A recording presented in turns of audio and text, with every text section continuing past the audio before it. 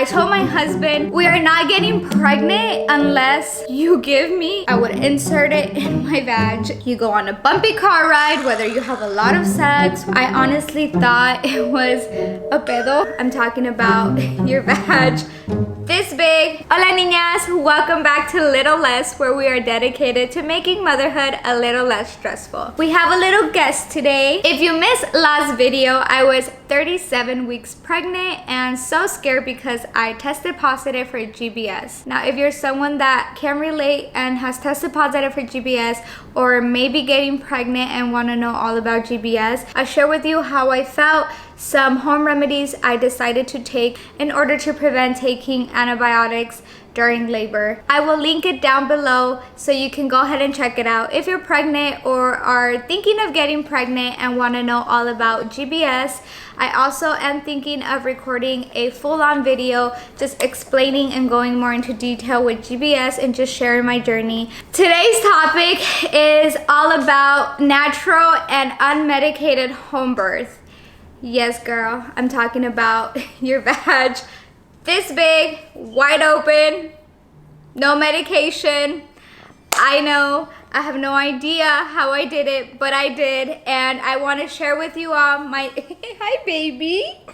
Yes, I want to share with you all my tricks, my tips on how I was able to achieve an unmedicated natural birth, and I did not tear, and I want to share with you all what I did prepping for my labor and during my labor. So if you're someone that's thinking of having a natural birth, an unmedicated birth, keep watching this video. Now, I do want to say I got lucky. I had a pretty small baby, but I know anyone out there can do an unmedicated natural birth, and oh, yes, boy. And I do want to put out there that I am no professional. Pretty much my story. You don't want me to share it? My story on how this little one is here.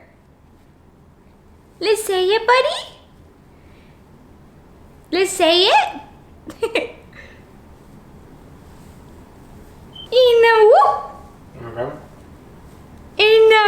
So first I want to talk about what I did leading to my birth and what mentality I was in before even getting pregnant. I already knew the steps I wanted to take, the path I wanted to take before I even decided to get pregnant. I told my husband, we are not getting pregnant unless you give me an unmedicated birth. So pretty much I told him, if I get pregnant, we are getting a midwife. I do not want to go to a hospital. I'm not saying hospitals are bad, but I thank the Lord that I was in that mentality, because you never know what this world is gonna bring. You never know what tomorrow's gonna bring. And I did not know that in 2020 during my labor I was going to be facing a pandemic and husbands were not going to be allowed in your visits and maybe not even in there with you while giving birth. So I am very grateful that I actually decided to get a midwife before the pandemic happened and everything happened. My experience from day one with my midwife and her office was amazing. Now, I do have another baby, a 3-year-old, that I actually had him in a hospital, and I had an OBGYN, pretty much what a woman decides to do when a woman is pregnant, or from what I thought, what I had to do. I never even knew about midwives and exactly what a midwife was capable of doing. So when I had my second baby, I decided I was not going to go through the procedure of having a baby like my first baby, because my first time around, I want to say it was pretty scary, and I wanted something I was in control of, even though in labor you have pretty much no control. The baby takes the full control, but your body as a woman is meant to give birth, and you can do it naturally. If you believe in yourself, you can do it naturally. And I'm a hardcore believer of unmedicated birth, of a home birth, and I do want to say it, I did not give birth at my own home. I gave birth at a birth center, but it is like a home, you know, a home setting. So I actually had planned to give birth in a birthing pool, and I was so excited, but unfortunately my labor was not the way I planned. And I do want to let you know, if you plan your labor, be open-minded to the fact that it might not go as you plan, and be okay with that. So when I decided I was going to have a home birth, we started looking into midwives, and when I got pregnant, I already knew what midwife I wanted to go to, and we made an appointment. We went, we got all the information, and we started going for our baby check-ins, and the experience was great. When I was around 32 weeks, I started prepping for my labor. I decided to stay pretty active. I am a stay-at-home mom, as I have a 3-year-old, and I could have been laying in bed the whole entire day, but I decided to keep myself busy. Playing with the baby helped me a lot. Staying active, like going on walks. I would go on 2-mile walks sometimes. I would at least walk 3 or 4 times a week, and I would at least walk a mile every time I walked. I did not exercise, but I believe the walking helped a lot. I would also stay very active around the house when it came to doing the cleaning and the laundry. All of that, I believe, really helped me.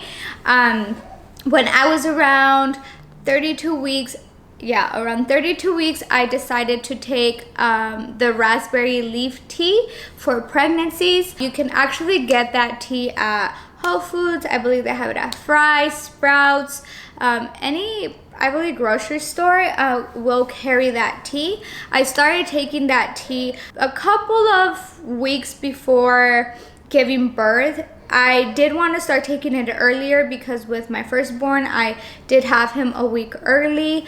So I decided to take it around 32 weeks, and I started taking it by drinking 1 dose of it. I believe I would drink 1 cup of tea a week, and then when I hit 32 weeks, I started doing 1 cup of tea like every 2 days, and then I started with 1 cup of tea every day, and then I moved it to 1 cup of tea with a double dose of the tea bags every day until I had him. And at 34 weeks, I actually started taking primrose oil. I would insert it in my vag, and let me tell you, it feels weird, but it does the trick. Now, I am a strong believer that whatever you do is not gonna induce your baby to come like early. The baby's gonna come when the baby's ready to come. Whether you go on a bumpy car ride, whether you have a lot of sex, whether you go on walks, go on runs, whether you do the WAP, whatever it is you want to do to have your baby is going to come when the baby is ready. Don't stress it. Don't try to get the baby to come out earlier just because you're tired. Trust me, girl, I feel you. That last month it's hard, it's tough, but girl, trust me. If you did it for 8 months, you can do it for another month. And once the baby is here, it's gonna be all worth it. You wanna have a healthy baby, so you don't wanna do like crazy things to try to make your baby come earlier, because you know your baby is in there for a reason. He is finishing cooking and you just want to wait. Try to wait as much as you can. And I know it's hard, but you can do it. After I started taking primrose oil, I started with 1 capsule. I believe I would do 1 capsule like every week, and I would insert it into my vag, and then I started actually drinking them like once every day. And then I started doing after I did that for a week, I started doing 2 primrose oil pills every day. I would do 1 in the morning and 1 at night, and I think the primrose oil really helped me to have like an easy, smooth labor. Also, it really helped me with my recovery. My recovery was also very smooth, and I do want to mention I did not rip, and I do believe it had a lot to do with the primrose oil pills. And after I also did that, I was taking, now if you didn't watch my last video and I tested positive for GBS, I do want to make a whole video talking about GBS, but I was also taking like garlic shots every morning, just to help with the GBS possibly going away and me not having to get antibiotics while being in labor. Now my midwife did tell me that it was recommended for me to get the antibiotics because I did test positive for GBS, and not only that, but it was in my urine, so that just made the chance of my baby getting GBS even higher, and we just wanted to be very like cautious, and the best thing for the baby was to get antibiotics before giving birth. But you know what? God said and the baby said, I'm not getting antibiotics, and my labor did not give me time to even get the antibiotics. And I think the garlic really helped me to prevent him getting any sort of GBS, and I'm so thankful and grateful to God that my baby was super healthy, and I think that had a lot to do with it. And when the day came of me getting my contractions, I had no idea that I was even in labor. The whole pregnancy, I was pretty active, so the whole pregnancy, I was in good shape. And the last month, I felt really, really good. I did not feel tired. I never had any swelling. And that also had to do a lot with my diet. I am vegan, but I do want to say, if you are not vegan, try to make healthier choices for you and for the baby, especially for the baby. When it came to the day of me feeling the contractions, I woke up like around 4:30 in the morning. My husband decided to go hiking, and I was feeling like some sort of weird pain. I honestly thought it was a pedo. I honestly thought, I'm gonna go to the bathroom, me voy a echar un pedo and it's gonna go away. Girl, I went to the bathroom and me eché el pedo and I still had pain. So you know what? It was contractions. Now, I didn't really know I was in active labor. I didn't think I was in active labor or anything like that. In my head, I was thinking, you know, my first labor was 24 hours. This labor is gonna be around 12 to maybe 16 hours. And in my head, I thought, you know what, I still have the whole entire day to prepare for labor. But something in me told me, you better finish the cleaning, you better finish the laundry, make breakfast for the baby, because you're gonna go into labor. So that's what I started doing. I started cooking. I cooked breakfast and I cooked lunch because my baby was going to be staying. He wasn't gonna be able to go with us because of COVID. I did the laundry, I cleaned the floors, and I really do believe that me doing all that through my contractions really helped me with my labor being faster, because I was active during my contractions. And I didn't practice any hypnobirthing or anything like that, but the whole entire time I was in the mindset of, this is natural, this is helping me get closer to meeting my baby. I was not stressing with the contractions. I was simply taking in the waves and simply breathing through them. I do recommend for you to practice like breathing techniques before giving birth. Those really do help a lot. And Juan wasn't even there to help me through the contractions, and I didn't want to wake anyone up. So I was just taking them. And as they were coming, I would stop, I would rock my hips, I would massage my back, and through some, I was actually even cleaning, which is insane to me, because with my first pregnancy, when I was in labor, I was really dramatic, and like really, it was just a different feeling being in the hospital and being like, you know, giving medication. And when I actually got the epidural with my first pregnancy, I started having complications. So this time around, not having the epidural and simply being free and being able to just take in the waves as natural as possible was the best feeling for me in the world.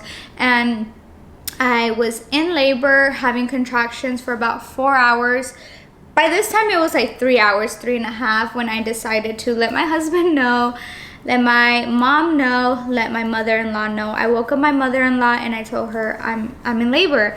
And she woke up. She was actually helping me through the contractions and rubbing my back while my husband came home. He got home and he got in the shower, and I decided to call my midwife.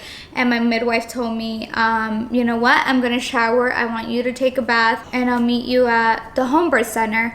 And that's what I did. I took a bath, and when I actually took a bath, that's actually when my water broke and I didn't even notice. An hour before I took my bath, I started losing my mucus plug, and the reason why I also knew that I was in labor, I was having a lot of diarrhea.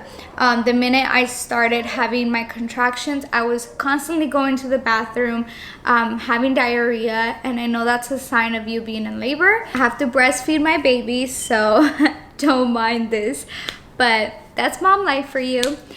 So anyways, when we left the house, I was waiting for my mom, and thank the Lord I did not wait another minute, because the baby would have been born at the house. We left the house, we had a red light first thing, and Juan was trying to vlog, he was recording, and he stopped, right?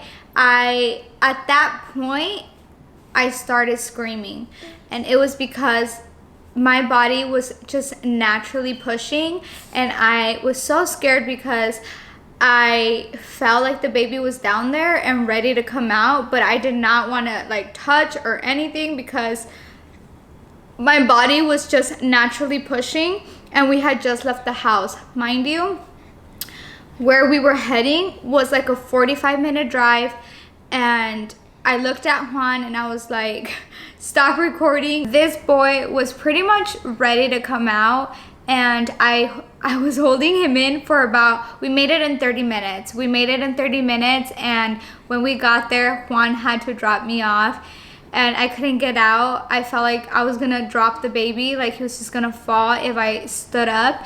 And the midwife took me in, and they told me if I was ready for the antibiotics, and I said no, I'm ready to push.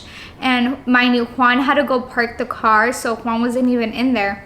So we get there. By this time, I had been in labor for about 4 hours, and when I get there and they checked me, they told me you need to start pushing, because the baby's, they didn't tell me this at the moment, but the baby's heart rate had it was dropping, and I think that was because I was holding him in for about 30 to 35 minutes, and I think that was affecting him. Of course they didn't tell me that, but they pretty much told me you have to push him out now, also because they didn't want him to get GBS or run the risk of anything can happen at that point. So they told me I had to start pushing, and Juan wasn't even in there, but I had to push, so I started pushing.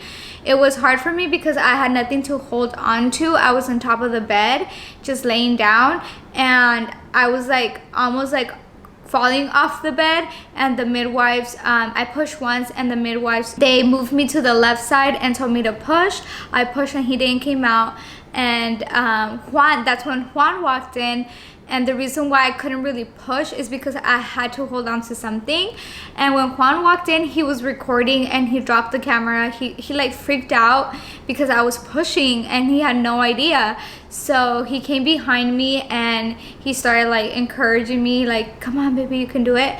And I was like, I need to hold on to something. I grabbed his hair. I pulled his hair so hard. I'm sorry, babe, but you were a trooper for letting me pull your hair. You were a real one, baby.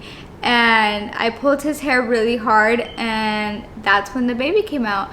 I pushed for about, I think, 7 minutes, and he was born May 21st, 2020 at 9:47 in the morning, weighing 6 pounds flat. He was 20 inches long. The cutest thing in the world. He looked at me straight in the eyes when he came out. They gave him to me, and he looked at me straight in the eyes. He had the longest lashes and gray eyes, and it was just the most beautiful, most just memorizing moment. And 2 minutes later, my mom walked in. She was freaking out because she's like, what, you already had him? And I had no idea. but I think it was my blood pressure had actually dropped after I gave birth, and that was probably due to the fact that I hadn't ate anything. I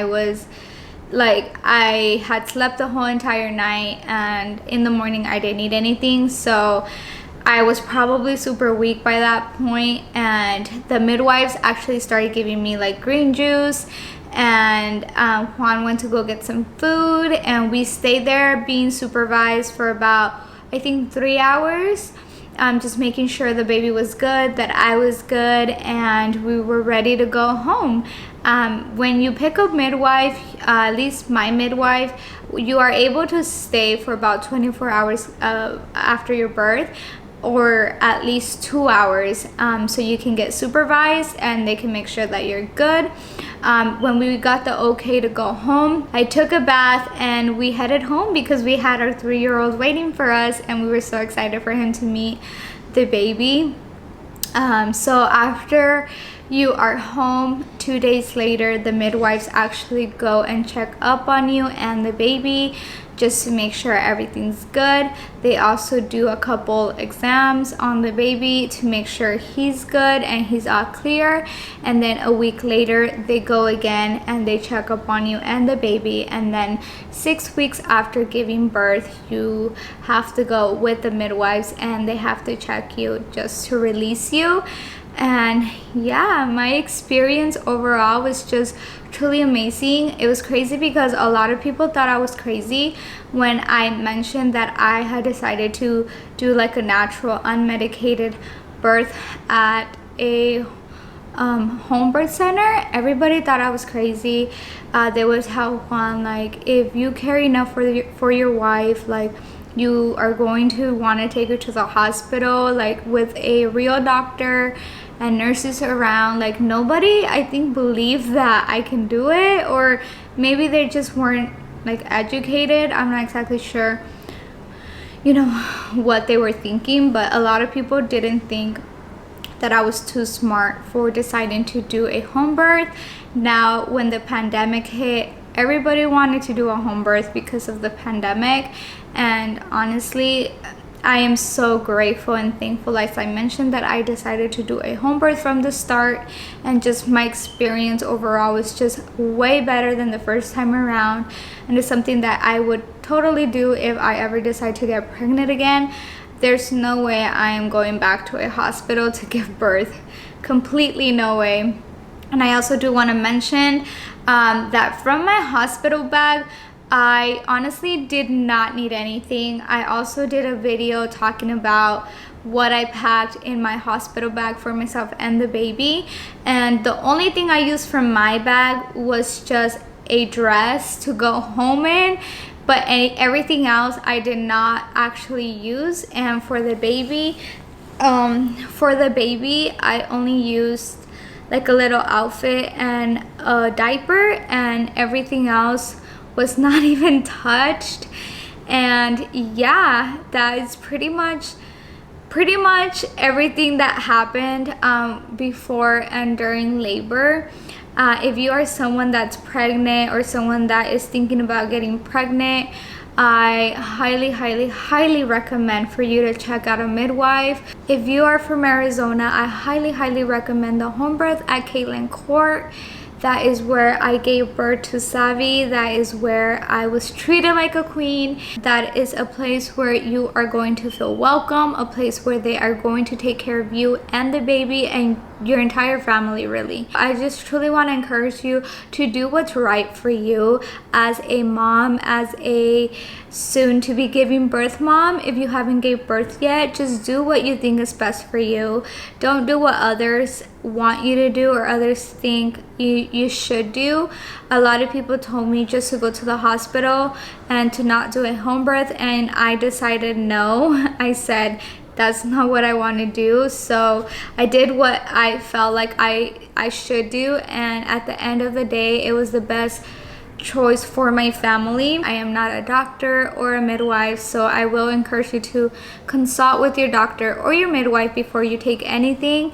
But I do swear by those that that's what really helped me. I had a great recovery. I recovered really fast. I did not rip, and I think that had a lot to do with it.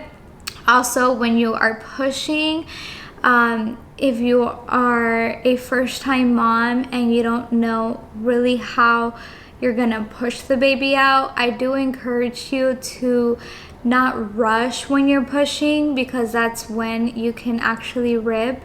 I encourage you to take your time and just let your body do what your body is meant to do. When you take your time to push, the baby slowly comes out when the baby is like ready to come out, and you won't rip if you like push slowly and you take your time. Even though I was like in a rush to get him out, I was not pushing if I didn't have to push.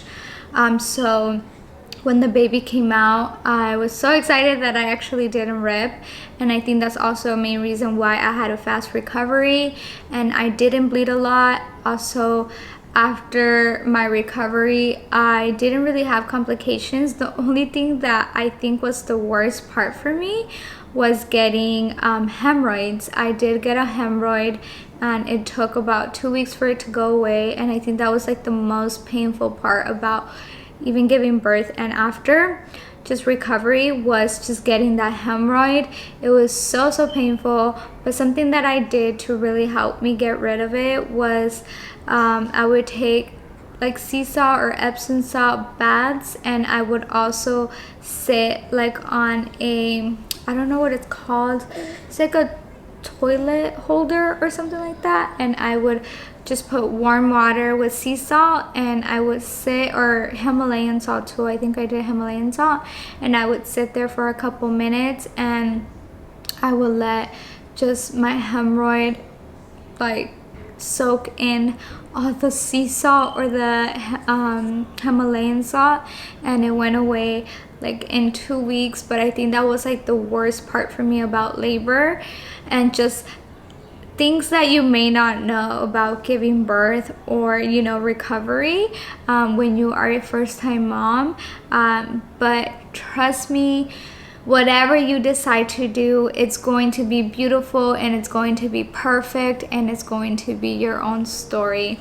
Now, I hope you enjoyed this video, and I hope you enjoy my story of how I prepped for my birth and what I did while being in labor. If you are someone that is just not sure if you want to do a home birth, just do your research, meet with some midwives, talk to them, and if you feel like that's the perfect way to go, then go ahead and do it without fear, without being scared.